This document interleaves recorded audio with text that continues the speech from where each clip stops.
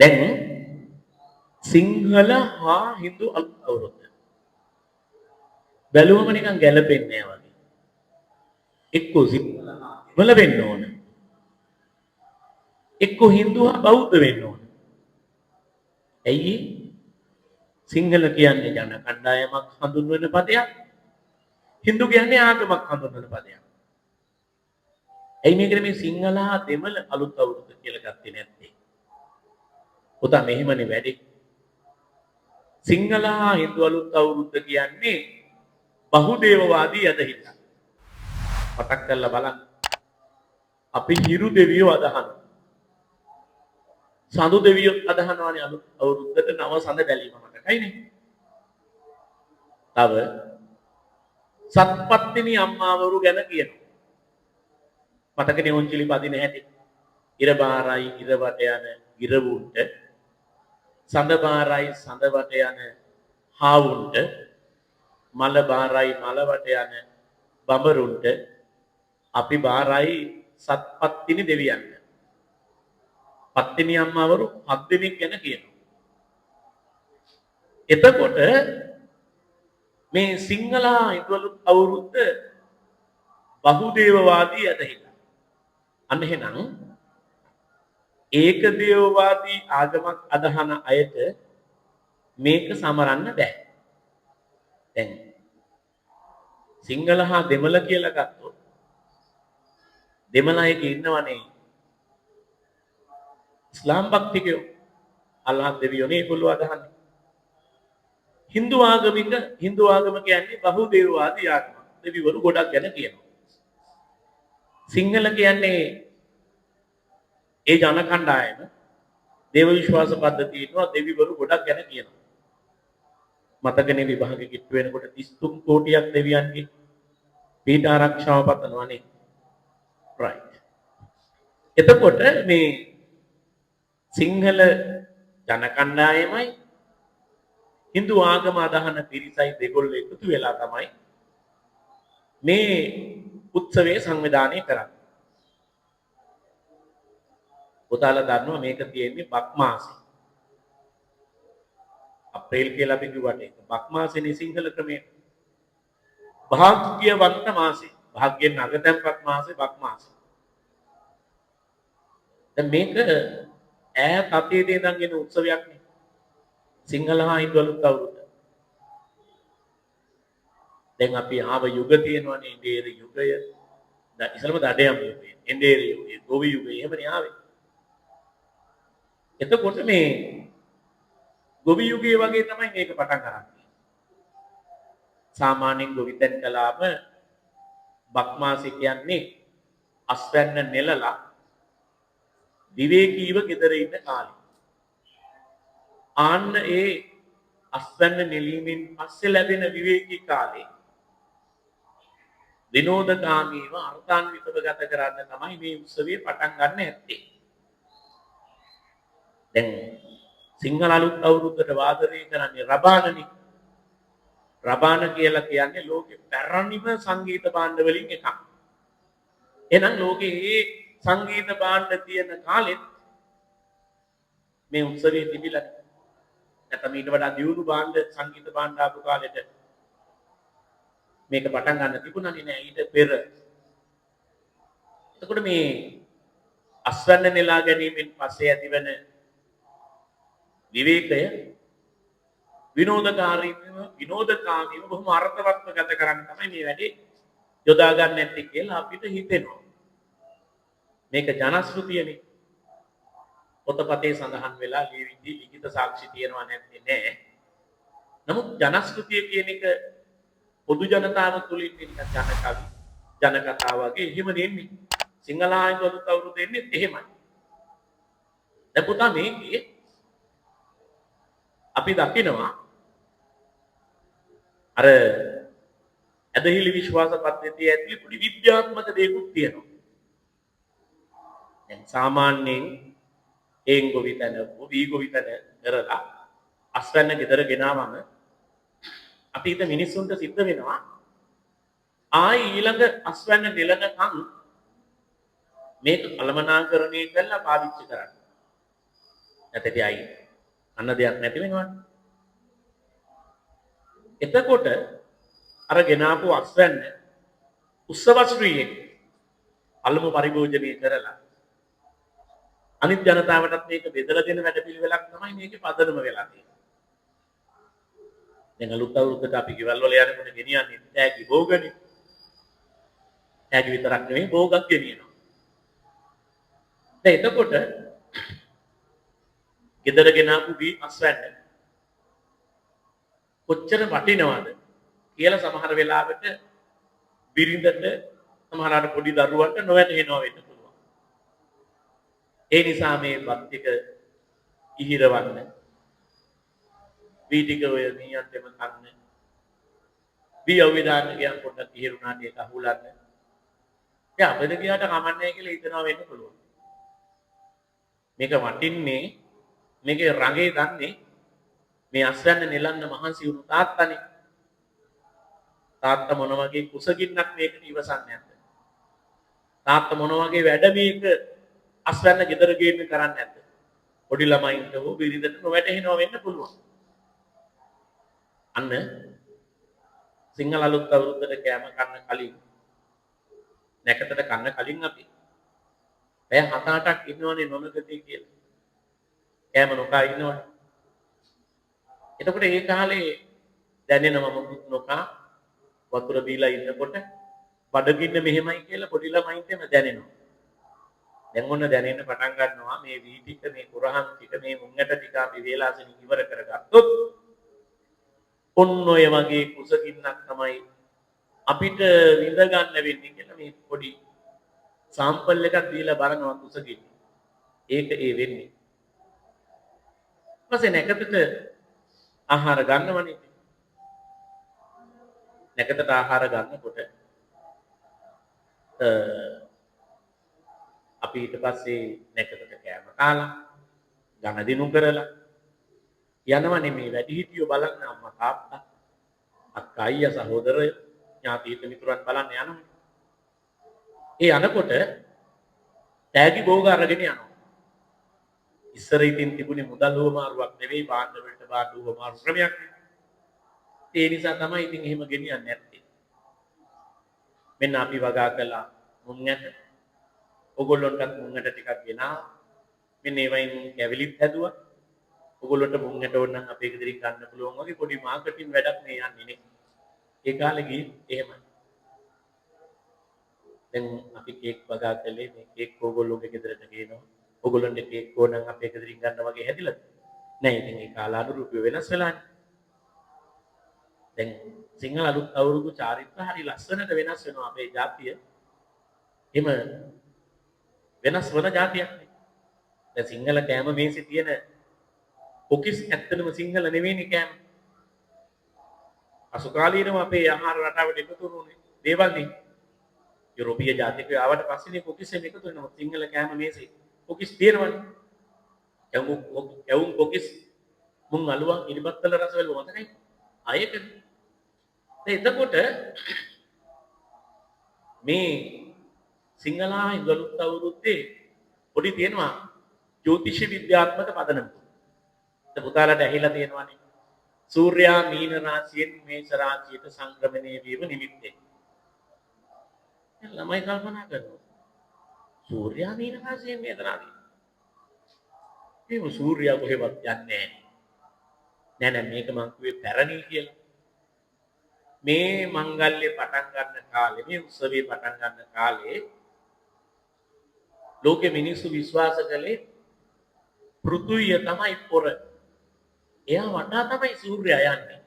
එහෙම නීතුවේ. එතකොට මේ පෘථුවිය වටේ තියෙන අවකාශ රවුම බෙදුවා කෑලි 12කට. මේෂ වෘෂභ මිථුන කටක සිංහ කන්‍යා තුලා වෘශ්චික ධනු මකර කුම්භ මීන ඔන්න 12. ලග්න කිව්වේ. දැන් කියනවා මේ පෘථුවිය තමයි මැද තියෙන්නේ. පෘථුවිය වටේ සූර්යයා යනවා. කොහොම පුතා? පෘථුවිය වටේ සූර්යයාට යන්න දින 365යි 65යි හතරෙන් එකක් යනවා කියලා හිතුවා. ඒක අර ගෑලි වලට බෙදුවා. ඔන්න සූර්යයා මේෂ කියා වෘෂභ මිථුන කටක සිංහ කන්‍යා තුලා උච්චික දනු මකර කුම්භ මීන. දැන් මීන ඉඳලා මේෂයට මාරු වෙන හදන අවුරුද්ද මාරු වෙන තැන. දැන් ඔය අවුරුද්ද මාරු වෙන තැන රේඛාව. ඒක පෙර අවුරුද්දටද පසු අවුරුද්දටද කියන්න බෑ. වෙලාවක් කොහාටද කියන්න බෑ. වෙලාවක් කියන්න බෑ. ඒ නිසා ඒකට කිව්වා නෝ නැකත. නැකත කියන්නේ වෙලාවටනේ. සුබ නැකත සුබ වෙලාව. නැකත කිව්වේ වෙලාව කියන්නේ. එතකොට දැන් එතන නැකතක් නෑ වෙලාවක් කියන්න බෑ. ඒක ඒ අවුරුද්ද දන්නෙත් නෑ මේ අවුරුද්ද. දැන් අපි මේ පන්ති කාමරේ මෙහෙම දෙකට මැදින් ඉරක් ගහලා බෙදුවොත් කවුරු හරි ළමයෙක් ඇහුවොත් සර් ඔය ඉරයිති වම් පැත්තටද දකුණු පැත්තටද කියලා කියන්න බෑ. දෙපැත්තටමයි ඒ වගේ එතන එහෙම ගත්තා. ඒ වෙලාවේ මුකුත් නොකරින් අපි මොන වෙලාවෙදවත් කියන්න බැරි නිසා ඒ වෙලාවේ මේ වටිනා වස්තු එක්ක ගන්න දෙනු නතර කරනවා. මොනවද? කිරි එක්ක ගන්න දෙනු නතර කරනවා. කිරි මිශ්‍රාහාර ಜಾති කන්නේ නැහැ. කින්දර එක්ක ගන්න දෙනුව නිමා කරනවා. ලිප නිමා තියෙනවා. වතුර එක්ක ගන්න දෙනුව නතර කරනවා. ලිපෙන් වතුර ගන්නෙ නෑ. රැවෙන් වතුර ගන්නෙ නෑ. අපිට දැන් ඒවා වටින්නේ නැති වුණාට ඒ කාලේ වෙනකොට ඒවා තමයි මානවයන්ට තිබුණු වටිනාම සම්පත්. ඇත්තනේ. කෘෂිකාර්මික සමාජ ක්‍රමයක වතුර තමයි දෙයියෝ. වැව හදපු දෙයියෝ මින්වැනි දෙයියෝ වුණා මතකයි නේ. රජතුමාට දෙයියෝ කිව්වේ ඒකයි. එතකොට දැන් වතුර වැඩි වුණත් ප්‍රශ්නයක් අඩු වුණත් ප්‍රශ්නයක් පරිස්සමෙන් ගණදෙනු කරන්න. ගින්දර ඇතුවත් බෑ නැතුවත් බෑ වටිනානේ. ගින්දර සොයා ගැනීම ශිෂ්ටාචාරයේ මහා විපර්යාසයකට හේතු වෙනවා. ගින්දරත් ඇතුවත් බෑ නැතුවත් බෑ. ඒ නිසා ගින්දර එක්ක කරන ගණදෙනුවත් නැකතක් නැති වෙලාවේ නතර කළා දැන්. නැකත උදා වෙනකොට ඉස්සෙල්ලාම ලිප් ඇඳ ගිනි මොලවානේ. ඔන්න ලිපත් එක්ක ගණදෙනුව කරනවා. වතුරත් එක්කත් ගණදෙනුවක් කරනවා. මීට පෙර වතුර පුරූපණ ඇති භාජනයකට වතුර ටිකක් අරගෙන ලින්දට වැවට අපි දානවා අලවි කරන්න පොට්ටෙනියක්. අලේ පොට්ටෙනිය. මොනවද? ධාන්‍ය වර්ගයක්. අපි වගා කරපු ධාන්‍ය. අඟුරු කෑල්ල. කාබන් මේ වතුර පිරිසිදු කරනවා. තඹකාසයක් මල දැනෙන්නේ නැහැ. එහෙම නැත්නම් පොඩි මලක් උනත් කඩලා දාන්න පුළුවන්. ගණදෙනුව කරනවා. කිරි උතුරනවා කියලා චාරිත්‍රයක් කෙරෙනවනේ. ඒකට ගොඩක් වෙලා යනවනේ. නැකතක තියෙන්නේ විනාඩි 12යි. දෙපැත්තට 6 දාලා තමයි අර මැදින් නැකට ගන්න. ඔය වෙලාවේ ඇතුළත කිරි පිුවේ නැතොත් වෙලා යනවනේ. කිරි ගහට අනිනවා කියලා චාරිත්‍රයක් කරනවා. කිරි දින ගහකට ගහනකොට පිහියකින් එම ගහනකොට පිහිය ගන්න කලින් කිරි උතුරලා. අන්න පුතා ඒකේ තියෙන පොඩි දෙයක් නේ. එතකොට මේ ආහාර පිසලා අපි කන්න කලින් අවුරුදු කුමාරයාට දෙනවා. මතක නැද්ද අවුරුදු කුමාරයාට පැලක් හදනවා. මේ අවුරුදු කුමාරයා කියලා කියන්නේ සූර්යයාට තමයි. එහෙම හිතෙනවා. ඉර කුමාරයා කවදාවත් දැකපු නැති වස්තුවකින් එයාට ගියක් හදනවා. පොල් ගහක නම් දිග ඇරුන්නේ නැති අක්කා. දුක්කත්ත. ඉර දැකලා නැහනේ. ඒකෙන් හදනවා ලස්සනට පොල් අතු වලින් බුක්කුලේකින් එයාට වෙනම පැලක්. නැත්තම් කෙහෙල් කොටයක් කපලා අරගෙන ඉර දැකපු නැති පතුරු තෝරලා ඒකෙන් හදනවා ගියක්. හදලා ඒක යාට කෑම තියෙනවා. මතකද? ඊට පස්සේ තමයි අපි කන්නේ. අපි කනකොට තාත්තා තමයි අපිට කවන්නේ. පිළිවෙල. කෑමට පස්සේ ආහාර අනුභවයෙන් පස්සේ ගනුදෙනු කරනවා. අපි වැඩිහිටියන්ට බුලක් දීලා වඳිනවා. ඒගොල්ලෝ අපිට ආශිර්වාද දෙනවා. ඊට පස්සේ අපි යනවනේ නෑ ගමන්. නෑ ගමන් කියන්නේ කොණ්ඩේ වතුර වේරෙද්දි. නෑ එහෙම නෙමෙයි. ඥාතින්ගේ ගෙවල් වල යනවා. ඥාතින්ගේ ගෙවල් වල ගියහම එහෙදී ඉතින් ගියාම කට්ටිය එකතු වුණු තැන්වල අපි පොඩි පොඩි සෙල්ලම් කරනවා. වල කජ්ජ ගහනවා. ඒ කියන්නේ අන්තිම සෙල්ලම. නෑ නෑ ඒ යන සෙල්ලමක් යන පීඩාවක්. පොන්චිලි පදිනවා. ඔලින්ද කෙලිය. මොන කෙලිය? ඔලින්ද කෙලිය. රබන් ගහනවා යන පීඩා තියෙනවා. පසුකාලීනව ඉතින් ඔය අලියට හැදියන්න. අනාමුට්ටිය විදින දැන් නම් කිසිම අනෙක් නෙවෙයි දැන් වාසනා මුක්ති ඒ වගේ ඉතින් ක්‍රීඩා එකතු වෙනවනේ. අන්ධයාට කිරි කවන්න. සරි එකක් වෙනස් වෙයිද වාසනාට කිරි කවන්න කියලා. ඒක නම් මම දන්නේ නැහැ කියන්නේ. මේ ජන ක්‍රීඩා කරලා ඉතින් ඇවිදලා හැන්දෑවේ මහන්සි වෙලා ගෙදර ආවම නා ගන්න හිතෙනවා ඇති. අන්න දැන් නෑවොත් ලෙඩ වෙනවා. විවිධ ආහාර වර්ග එක එක වෙලාවට කාලා බඩේ ජීර්ණය වුනේ නැති ආහාරත් තියෙනවා. දැන් මේ වෙලාවේ නාලයක කූල් කරගත්තොත් ජීර්ණය නොවෙන්න පුළුවන් ජීර්ණය අජීර්ණය හැදෙන්න පුළුවන්. ජීර්ණය කියන්නේ ජීර්ණය. නිසා ඒ කාලේ කහනම් කරනවා. අලුත් අවුරුද්දට ස්නානය කළාට පැරණි අවුරුද්ද ස්නානය කළාට පස්සේ ආය ස්නානය කරන්නේ නැහැ නානු ගන්න. ඒක පොඩ්ඩක් හොද ගන්නවා විතරයි. ඊට නානු ගන්නවා නෙමෙයි. හිසට, පයට එක කාලෙට එක පත්‍රයේ එකක් වල කනුව තියලා ස්නානය කරනවා. හැකි ආරක්ෂා සඳහා පිටත්ව ගියන් වැඩි ඉවර වෙනවා. ඉතින් මේ මහා සංස්කෘතික මංගල්‍යයේ එන රමණීයයි නේද? සෑහෙන්න වටිනවා. දැන් අදට වුණත් බලන්න කොච්චර වටිනවද? ලොකු දුව නේ ලොකු දුව ලෝ පැකට්. පොඩි දුව පේරාදෙණිය කැම්පස්. අක්කා ටීචින් පත්වීමක් හම්බෙලා තව කොහේ හරි ඈත. ගෙදර ළමයි තුන් දෙනා ලංකාදීපේ තුන් පැත්තේ. එක්කෙනේ පේරාදෙණිය අනිත් එක්කෙනා කොළඹ තව එක්කෙනා තව කොහේ හරි කරනවා. රසාවක් කරනවා. තාත්තා තව කොහේ වත්තන කරනවා. දැන් මේගොල්ලෝ ඔක්කොම එක නිවාඩුවක් අරගෙන ගෙදර එනවා සිංහල අලුත් අවුරුද්දට. වටිනවනේ. එකට කෑම කනවා. කවුරුත් බඩකින් ඉඳලා කාටත් කුසගින්න දැනෙන වෙලාවට තාත්තගේ අතින් පුංචි කාලේ වගේ බත් කටක් කනවා. වටිනවනේ.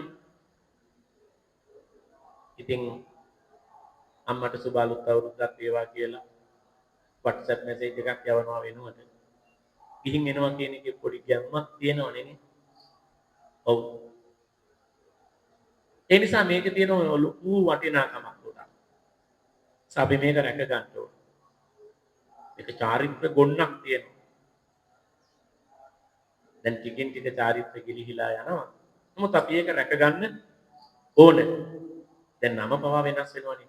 සූර්ය මංගල්‍යය කියනවා. බක් මහ සැනකෙළිය කියනවා. වසන්ත උදානය කියනවා. නමුත් සිංහලා ඉඳලුත් අවුරුද්ද කියන මොකට වගේ දැනෙන්නේ නැහැ නේ. කාලයක් අපි යුද්ධෙකුත් කළානේ Hindu ජනතාවත් එක්ක. මතකද? ඒවත් වැරදි කියලා දැන් තේරෙනවා. සිංහල හා Hindu කියන ජන කණ්ඩායම් දෙක එකතු වෙලා අනාදිමත් කාලයක ඉඳලා අපි උත්සවයක් සංවිධානය කරපු ප්‍රීතියෙන් එහෙනම් පසු කාලීන දේශපාලන අවශ්‍යතාවලට වෙන්නේ නැති අපි යුද්ධ කරගන්නේ නැති. ඔව්. ඒවා පටු අදහස් නම් පෞරින් ලෝකයේ කැබලි වලට බිඳුණු අවස්ථානේ. ඒතකොට මේ අවුරුද්දට කොහාටන්නේ ඇයි? එකෙත් කියනවා පොඩි එකක්. කොහයි එයාගේ නෝනයි අතර ප්‍රේමය පහළ වෙන කාලෙනේ.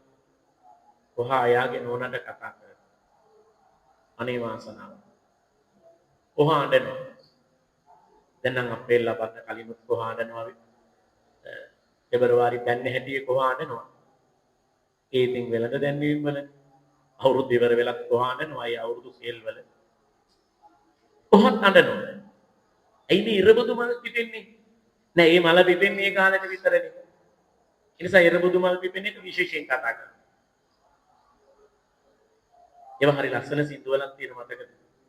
ජැක්සන් ඇන්තනි මහත්මයා කියන්නේ ලන්දේ උකුල උඩ නිින්ද ගිහින් ඉති ඉරබුදු ඇහැරිලා අන්න hina වෙනවා.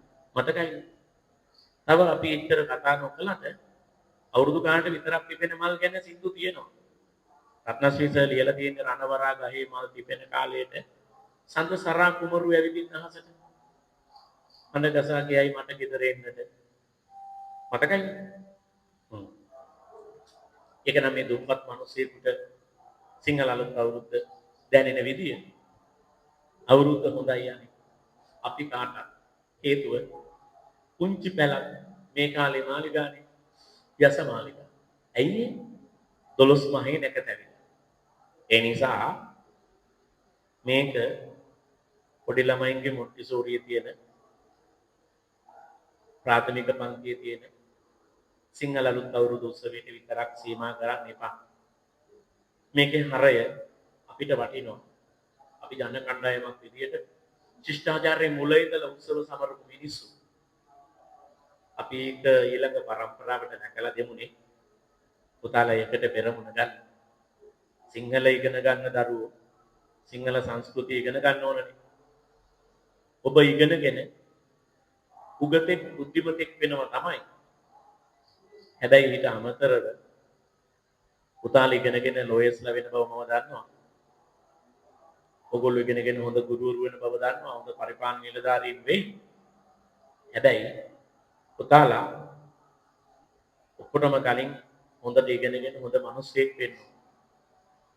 ඔබ ලෝය කෙනෙක් වෙලා කොච්චර මුදල් ඉපෙව්වත් සිංහල හා ඉන්දු අලුත් අවුරුද්දට අම්මා තාත්තා බලන්න ගියේ නැතොත්